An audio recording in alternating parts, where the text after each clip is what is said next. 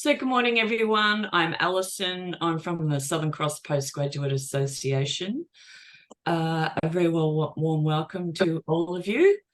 I'll post a link in the chat box about becoming a member of the Postgraduate Association. And also, we are recording, so I'll send out a link later today about viewing the recording. But there'll be an option at the end for question and answers where I'll pause the recording so people will feel free to ask Sean questions. So I'd like to introduce to you Sean Stimson, Head of International Student Legal Services with the Redfern Legal Centre. So he's going to talk to us about providing students with an understanding of their rights and where to seek legal assistance. So thank you very much. Over to you, Sean. Thank you very much, Alison, and thank you very much, Southern Cross University, for convening this very important webinar. As Alison alluded to, my name is Sean Stimson. I'm fortunate to be a lawyer at the Redfern Legal Centre here in Sydney. I may refer to Redfern Legal Centre as RLC ISLS as we go through this. ISLS is the International Student Legal Service.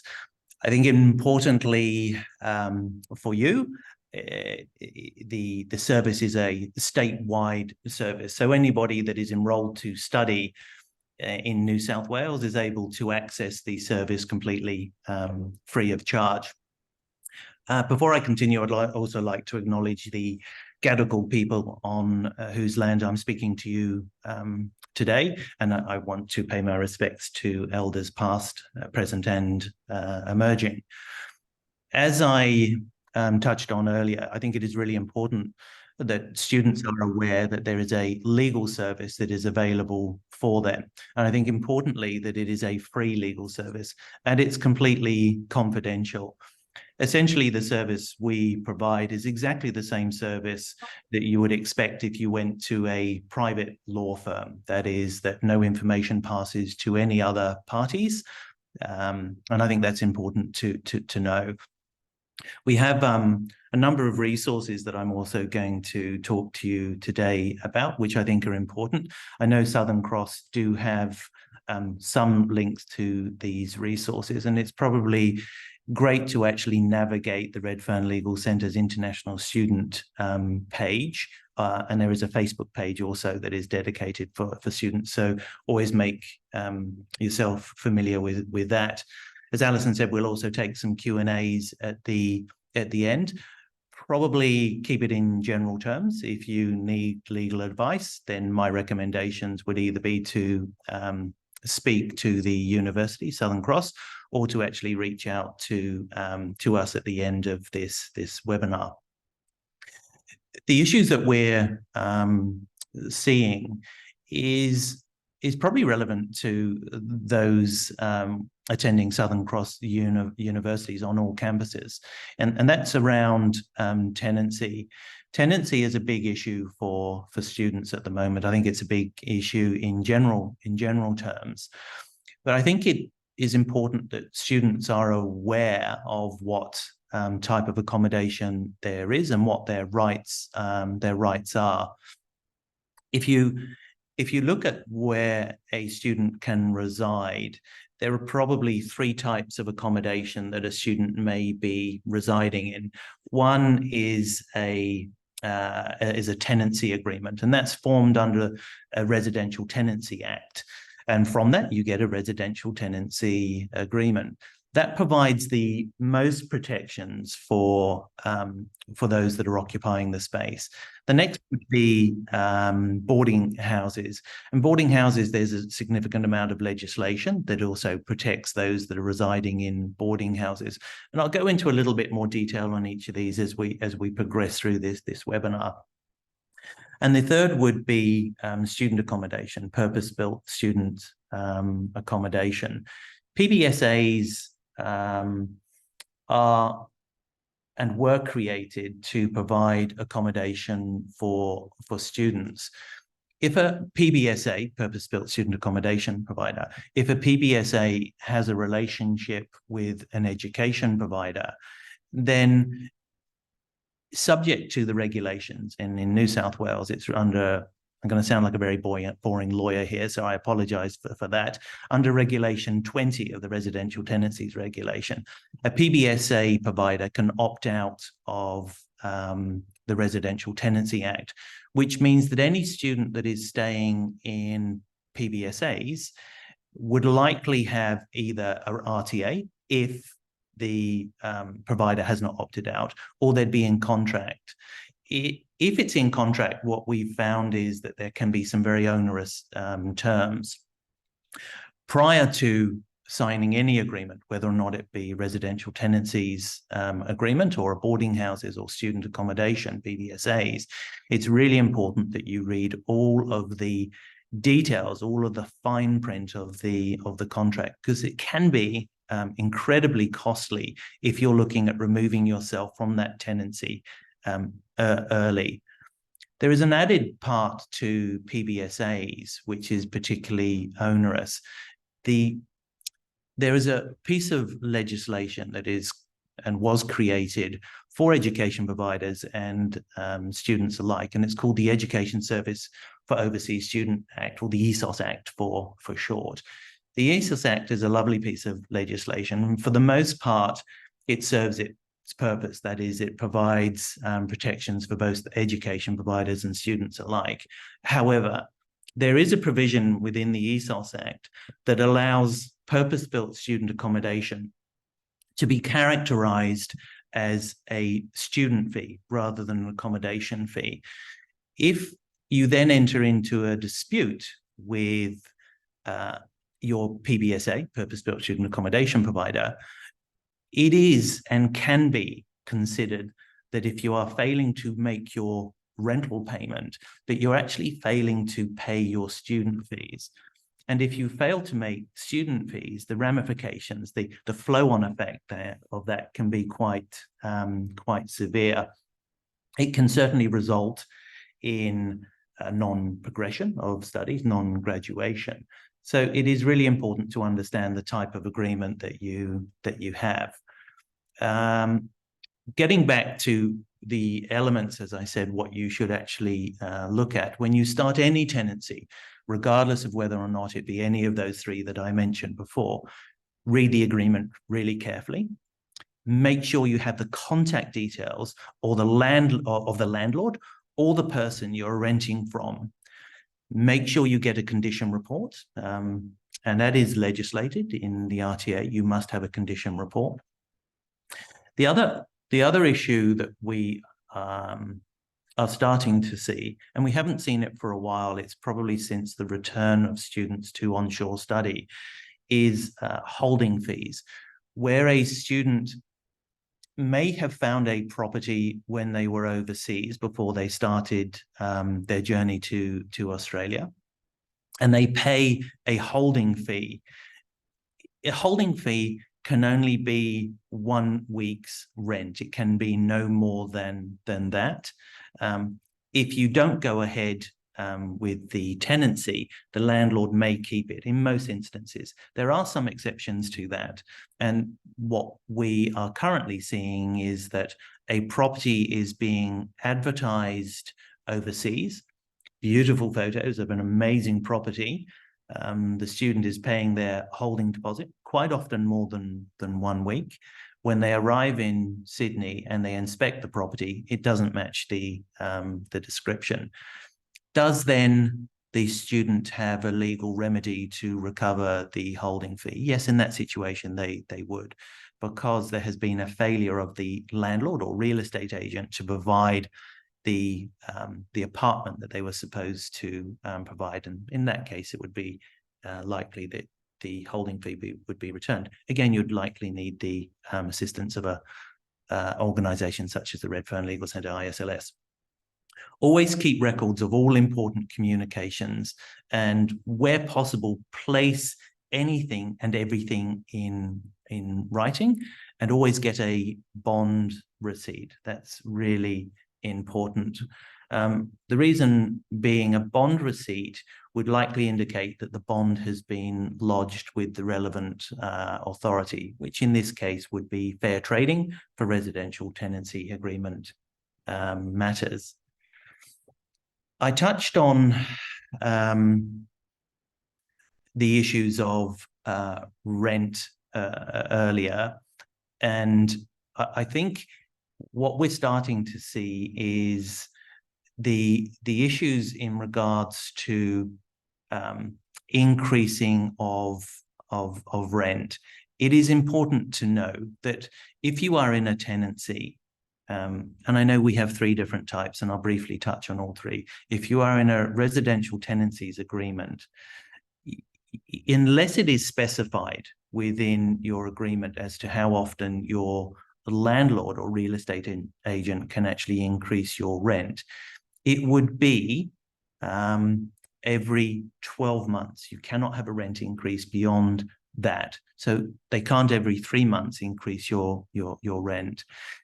If the 12-month period has passed and your landlord real estate agent is able to increase your rent, they must give you a 60-day written notice of the rent increase. So they can't say, as of tomorrow, your rent is going up by X amount of money. As I say, they have to give you 60 days notice. So that's in residential tenancy. In boarding houses, it's slightly different. It's usually specified in the agreement. If it isn't specified in the agreement, then there's no limit to the amount of increases that can be imposed on the person residing, the tenant. PBSAs, which we spoke on, will be formed in contract, and it will certainly specify within that contract. And I think those are the important parts that we're seeing at the moment for students, that rent increase is a big issue. Evictions are another issue that we're seeing for students. It's important to know that there are only certain grounds by which you can be evicted. In most instances, it's if you have breached a condition of your tenancy. A breach could certainly look like a failure to pay rent. If there has been a failure to pay rent, depending on how far in arrears you are, the landlord or real estate agent may well seek an order to have you evicted from the property. There are ways that you can combat this, and part of that is because an order to vacate is made through the New South Wales Civil Administrative Tribunal, or NCAT for short. If that order is sought by your landlord real estate agent, you can also challenge it. And by challenging it, that would be that you bring the arrears up to date, and the likelihood is that you would preserve your tenancy. The other important issue is where a rent increase has been imposed, and let's say that from a hypothetical point of view, that the landlord was entitled to. They hadn't raised the rent for 12 months, and they have given you 60 days notice, and you have a rent increase. If you feel that the rent increase is excessive, you can also make an application to the New South Wales Civil Administrative Tribunal, NCAT, to actually have an order to decrease the quantum, the amount that the rent has increased. What you would need to provide to NCAT is evidence that the rent is high for its area. And in many instances that we assist clients with, we've been very successful in obtaining these types of orders. There is a concern that flows on from this, which is called a retaliatory eviction. What we have seen is where we've been successful in blocking an excessive rent increase, a few months later, the landlord is looking to evict the tenant. And again, that would turn on the individual facts, but quite often you can be successful in challenging this through NCAT. And I hope the takeaway for you for this is the fact that although you may feel as a tenant that you don't have a significant amount of rights, you actually do. And there's significant amount of legislation there to protect you. I think that's what I'm going to talk on with tenancy. As I say at the end, if you have any specific questions, I'm obviously happy to discuss those. Employment is another issue that we see a lot of. Wage theft is a common term that we throw around in the office, and it is wage theft. If you're not receiving your correct rate of pay, it is the fact that your employer is likely stealing from you, whether or not knowingly, but certainly it is that they would be stealing from you. Until July 1 of this year, 1st of July this year, international students had their work restrictions temporarily removed. That meant that they could work any amount of hours that they were able to work, whilst not impacting their studies. As of 1 July, there was the reinstatement of the working hours caps for international students, and it now sits at 48 hours, whereas previously it sat at 40 hours. So there's 8 hours per fortnight. The increase, as much as it's welcome, is still something, certainly in Sydney, where we know students are actually struggling, in part due to the wage theft that is occurring. And I'm going to talk to you a little bit about those issues that you may find in your employment. I think the starting point is, what type of employee am I? You can either be, in Australia, you can either be a casual employee, a part-time employee, or a full-time employee, or even a contractor. In most instances, students will likely fall into either a casual part-time or a contractor. And I'll quickly touch on each of these. A casual employee is pretty much as it sounds. Casual means that you can choose your hours. There's no regular hours that's attached to your employment. You have a slightly different rate of pay.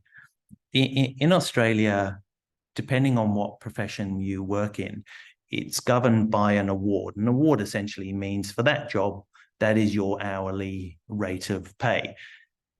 The minimum amount that you can earn in Australia is $23.23 an hour, or $882 per 38-hour working week. So that's the minimum that you can earn if you're over the age of 18. But each award may push that figure up slightly. And that is if you are in a part-time employment situation. So you have regular hours, you know when you're going in. And there are other entitlements that would be attached to that. You may get some form of sick leave, you may get holiday pay. A casual employee does not get sick leave, does not get holiday pay. But what a casual employee does get is it gets an increase in the basically hourly rate of $23.23, and they get 25% loading on their base salary, so the award salary, which it is a significant amount of money as an increase, but it's because you don't have any permanency. The other thing that's important to note with casual employees, if you have been employed by the same employer for 12 months or more, they must offer you casual conversion. And casual conversion means is that they must give you the option to become a part-time employee with regular hours. So if you've been with an employer for 12 months or more as a casual, they must offer you that casual conversion. Part-time, as I say, I think we've touched on that significantly. It is set at the $23.23 per hour. And as I say, there will be an award that's attached to it. It is important to know what award you're on, because it can make a significant difference to your hourly rate of pay. If you're looking at the hospitality industry, as an example, if you were coming in as an entry level, which would be $23.23 as a minimum, but you then look up to the to a supervisor type position, the likelihood is that you'd be on around $32 an hour. So it's important that you know the rate of pay that you're on. The best way to find out what is your award is to go to the Fair Work Ombudsman website, and so type in Fair Work Ombudsman award, and you'll see a list of the industries that have an award that's associated to it. The other type of work that you can undertake is that of a contractor. To be a contractor, you would need to have a tax file number, or for short TFN. And a TFN is your personal reference number used for tax and superannuation systems within the ATO. It's free to apply. There are a lot of organizations out there that say, pay us $120 and we'll get it for you. It's free. It's very easy to use. So you can make your own application for a TFN. What can happen with contractors and employers is the fact that an employer will try to characterize an employee as a contractor because it means that it absolves them of their obligations. That is, that they don't have to pay things like loading. I didn't touch on loading. I'll probably circle back to that in a moment. They don't have to pay holiday pay and so forth. To be a contractor, you genuinely have to be a contractor, and there's a very basic test that you can perform to determine if you're a contractor. Do you have to wear, as an example, do you have to wear a uniform that carries the name of the person that you're carrying out the work for? If you do, you're probably in that one issue, not a contractor. Do you supply your own materials? If you don't, the likelihood is, again, you're probably not a contractor. Can you choose to some extent the hours that you work? If you can't, you're again probably not a contractor. And I think if you perform those tests, and each time if it has those characteristics, then in fact you're actually working for somebody, you should actually look to see whether or not you are indeed a part-time employee or a casual employee, because you may well be owed more money than you've been paid. And it is common to see employers trying to characterize employees as contractors. The issue that I wanted to circle back to was the loading. Depending on the hour of the day that you work, your basic pay, your minimum rate of pay under the award increases. So if you're working after, say you're doing a night shift as an example, you'd have a higher rate of pay than if you're working on the day. Or if you're working on a Sunday, or if you're working on public holidays, you get more rate of pay. So I think it's important that you are aware of that. If you have been underpaid, or you don't think that you've been characterized correctly, that someone's trying to characterize you as a contractor, you have 6 years to bring a claim against your former employer. Now, quite often, the students may feel that if they come forward to bring a claim against an employer, is going to be detrimental to their visa, going to be harmful for their visa. In most instances, I would say not, and there's a couple of reasons why I would say not. What we've had for the last few years, as we spoke on earlier, is the removal of your work restrictions. So if you worked during that period beyond what you thought you were able to work, the likelihood is you'll have no issues with bringing a claim against your employer. If it was during a period and you feel that you were breaching your visa conditions, so that would likely be the 40-hour time frame, so pre-COVID, then there may be some concerns. My recommendations would certainly be to speak to a legal organization, speak to us, ISLS, and we can certainly assess whether or not we think there's going to be any issues. But importantly, the federal government are aware that students are quite often targeted for wage theft. And they introduced what they refer to as an assurance protocol.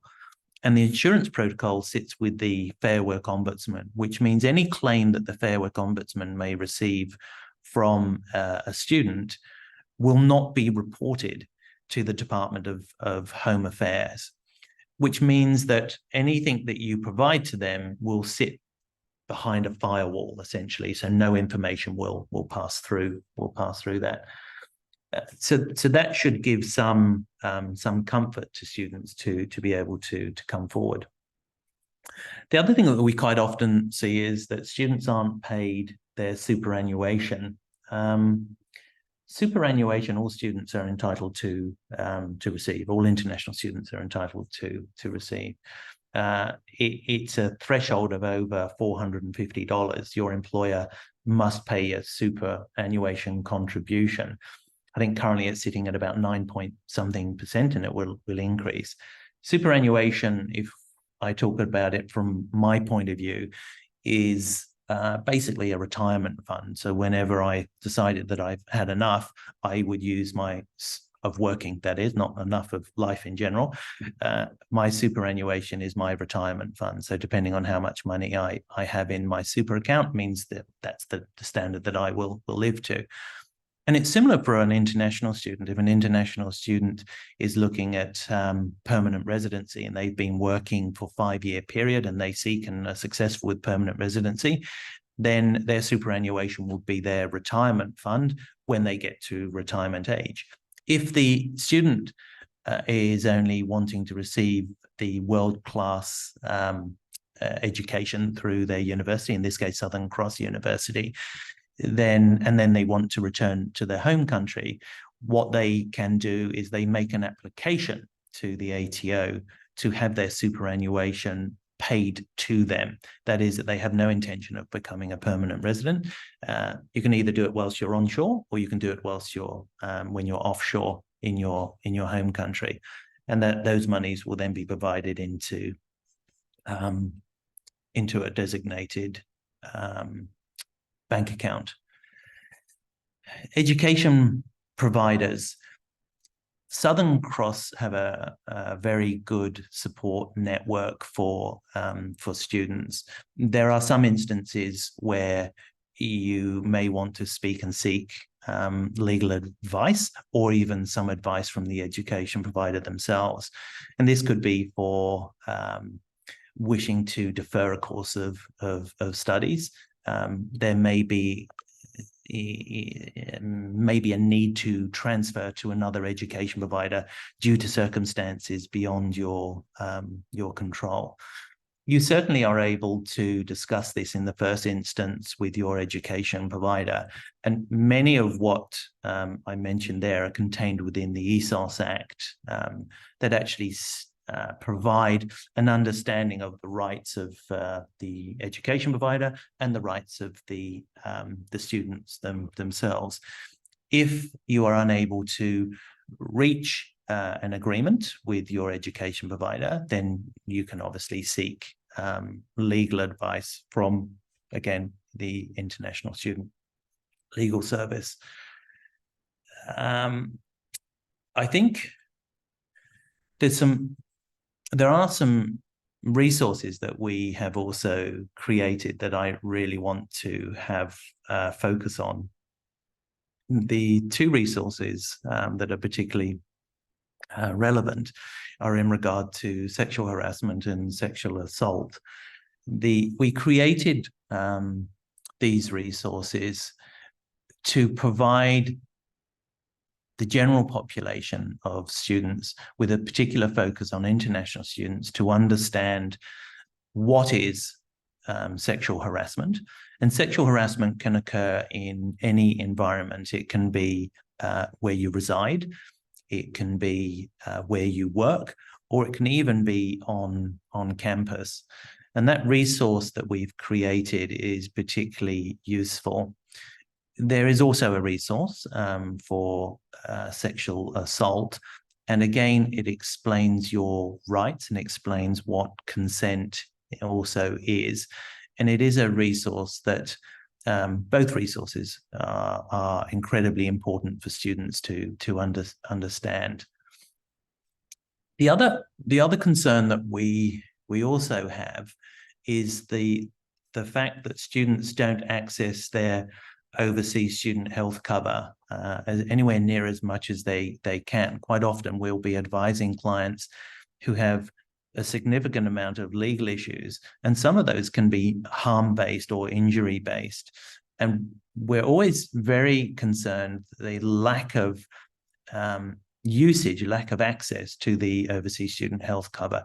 It is really important that you use that health cover for your benefit. It is why you pay the monies that you pay.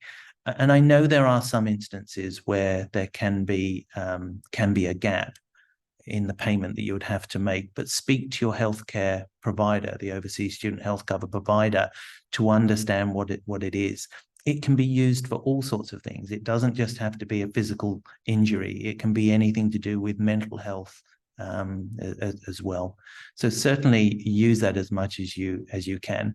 Students are also able to access a lot of the government-funded services for mental health issues, and certainly should do so. The other thing that I think has lost some of its relevance, but it's still something that lurks in the background of all of our lives, is COVID vaccinations.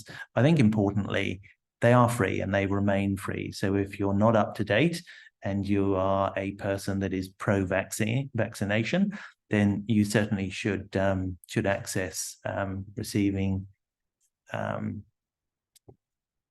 vaccination. An email came in. I can't multitask. I'm a typical man. It popped up on my screen, so I apologize for that. There have also been some recent changes to driving in New South Wales. An international student prior to July 1st, a lot seems to have happened on July 1st, unfortunately. But as of July 1, certain students from certain countries may be required to replace their overseas driving license with a New South Wales driving license. It is incredibly complicated. It took me a few days to actually create a fact sheet on this, and the fact that it takes a few days indicates that it's an incredibly complex system of determining who should and who shouldn't be able to drive. My recommendations are that you navigate to Redfern Legal Centre's homepage and find that resource. I might actually provide a link to Alison as well for some of these resources, and I'm sure she'll see them safely home to you. I think in essence, because there is a time frame for students who have arrived after July 1, the key takeaway for this is, for a short period of time, you are entitled to drive in Australia on your overseas license. However, if you are driving, it must be a valid license, your home license, your overseas license. You must have a certified copy in English, and you must keep those on you at all times. If you receive penalties, demerit points, so demerit points are points that you lose for doing something wrong that break the laws of New South Wales on the roads. If you lose 13 demerit points, your driving privileges will be removed from your international license, which means you will not be able to drive. If you arrived in Australia before July 1, which I think for this cohort, that's probably the case, you are entitled to drive on your home license, your overseas license, until it expires. And thereafter, you would then need to replace it with a New South Wales license. The same applies in regards to if you have 13 demerit points imposed on your driving privileges, then you won't be able to drive, and you must have a certified copy of that license on you at all times. I think that's pretty much what I had in place. Do we have any questions? Or was there I might anything you just want to ask? pause the recording and You're right. Sorry. just thought we'd turn back on it again now. Yeah. No, that's okay. I think what I would like to say for either those that are watching this live or that watch this in the future, it's really important that you explore what your rights are. Always speak to either your Southern Cross University or seek out legal services such as the International Student Legal Service. We're here. We were created for international students, and that's what we do all day, every day. We advise international students and only international students. So please use the service. I hope I never have to see you, and I hope I never have to speak to you in the nicest possible way. But if I do, then know that we're here for you. All right. Thanks so much, Sean. That was very, very helpful. Yes. I learned a lot too.